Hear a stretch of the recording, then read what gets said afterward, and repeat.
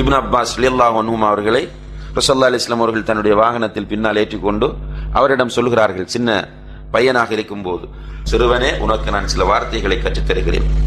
அல்லாஹ்வுடைய சட்டங்களை பேணி நட, அல்லாஹ் உன்னை பாதுகாப்பார். அல்லாஹ்வுடைய சட்டங்களை நீ பேணி நடந்தால் அவனுடைய உதவியை உன்னுடைய கண் முன்னால் நீ பார்ப்பீர். நீ கேட்டால் அல்லாஹ்விடம் கேளு, நீ உதவி தேடினால் அல்லாஹ்விடம் உதவி தேடு. இஅலம், அறிந்துகொள், அன்னல் உம்மத லவ் இஜ்தமஅத், இந்த உம்மத்தே, ஒட்டுமொத்த சமுதாயமே உனக்கு ஒரு நன்மை செய்ய வேண்டும் என்று ஒன்று சேர்ந்தாலும் அந்த நன்மை அவர்களால் செய்ய முடியாது, அல்லாஹ் நாடி இருந்தாலே தவிர. இந்த ஒட்டுமொத்த சமுதாயமே ஒன்று சேர்ந்து உமக்கு ஒரு தீமை செய்ய வேண்டும் என்று நாடினாலும் அல்லாஹ் நாடாமல் அந்த தீமை நடக்காது. ருஃபியாத்தில் அக்லாம் வ ஜஃபத்திஸ் ஸுஹ், பேனா உயர்த்தப்பட்டு விட்டது, ஏடுகள் காய்ந்து விட்டன என்று அல்லாஹ்வுடைய தூதர் அந்த சிறுவனுக்கு போதனை செய்கிறார்கள்.